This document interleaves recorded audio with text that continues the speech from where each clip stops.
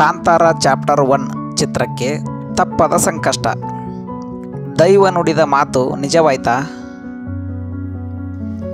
ರಿಷಬ್ ಶೆಟ್ಟಿ ನಟನೆ ಹಾಗೂ ನಿರ್ದೇಶನದ ಕಾಂತಾರ ಸಿನಿಮಾ ಈಗಾಗಲೇ ಬಹಳಷ್ಟು ಪ್ರಸಿದ್ಧಿ ಪಡೆದಿದೆ.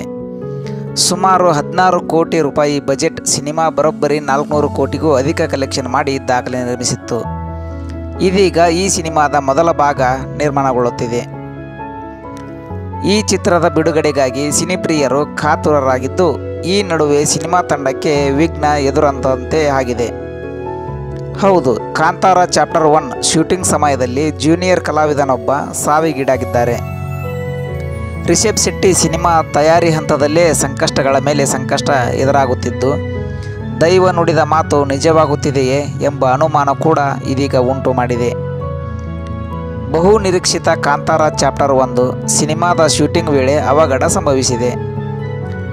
ಈ ಸಿನಿಮಾದ ಸೆಟ್ನಲ್ಲಿದ್ದ ಜೂನಿಯರ್ ಆರ್ಟಿಸ್ಟ್ ನಿಧನರಾಗಿದ್ದಾರೆ. ಮೃತ ದುರ್ದೈವಿಯನ್ನು ಕಪಿಲ್ ಎಂದು ಗುರುತಿಸಲಾಗಿದ್ದು, ಇವರನ್ನು ಕೇರಳ ಮೂಲದವರು ಎಂದು ಹೇಳಲಾಗಿದೆ. ಶೂಟಿಂಗ್ ಮುಗಿಸಿದ ಬಳಿಕ ಕಪಿಲ್ ಎನ್ನುವ ಜೂನಿಯರ್ ಆರ್ಟಿಸ್ಟ್ ಕೊಲ್ಲೂರಿನ ಸೌಪರ್ಣಿಕ ನದಿಯಲ್ಲಿ ತಮ್ಮ ತಂಡದವರ ಜೊತೆ ಈಜಲು ತೆರಳಿದ್ದರು. ನೀರಿನ ಆಳ ತಿಳಿಯದೆ ಅವರು ನದಿಗೆ ಇಳಿದರು. ಈ ವೇಳೆ ಅವರು ಮುಳುಗಿ ಸಾವಿಗೀಡಾಗಿದ್ದಾರೆ. ರಿಷಬ್ ಶೆಟ್ಟಿ ಅವರ ಕಾಂತಾರ 2 ಚಿತ್ರಕ್ಕೆ ಹಲವು ವಿಘ್ನಗಳು ಬರಲಾರಂಭಿಸಿತ್ತು. ಈ ಹಿಂದೆ ಕಾಡಿನಲ್ಲಿ ಚಿತ್ರೀಕರಣ ವೇಳೆ ಅರಣ್ಯ ನಿಯಮ ಉಲ್ಲಂಘನೆ ಮಾಡಿರುವ ಆರೋಪ ಕೇಳಿಬಂದಿತ್ತು. ಹಾಗೆಯೇ ಕೊಲ್ಲೂರಿನಲ್ಲೇ ಜೂನಿಯರ್ ಆರ್ಟಿಸ್ಟ್ಗಳಿದ್ದ ಬಸ್ ಪಲ್ಟಿಯಾಗಿ ಅಪಘಾತ ಸಂಭವಿಸಿತ್ತು. ಬಳಿಕ ಜೋರಾದ ಮಳೆಗೆ ಬೃಹತ್ ಸೆಟ್ ಹಾರಿ ಹೋಗಿತ್ತು.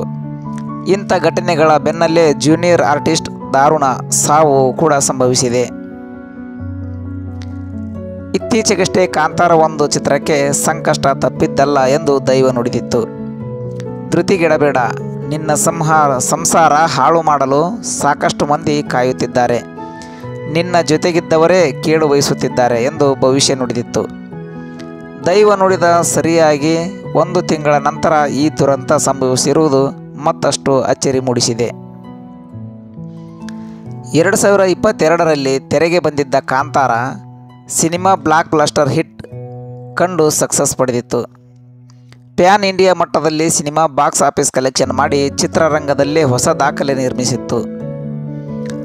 ಇದೀಗ ಹೊಂಬಾಳೆ ಫಿಲ್ಮ್ಸ್ ಮೂಲಕ ಕಾಂತಾರ ಚಾಪ್ಟರ್ 1 ಸಿನಿಮಾ ನಿರ್ಮಾಣ ಆಗುತ್ತಿದ್ದು, ಮೊದಲ ಭಾಗಕ್ಕಿಂತ ಹಲವು ಪಟ್ಟು ದೊಡ್ಡದಾಗಿ ಕಾಂತಾರ 1 ಚಾಪ್ಟರ್ ಸಿನಿಮಾ ನಿರ್ಮಾಣವಾಗುತ್ತಿದೆ. ಧನ್ಯವಾದಗಳು.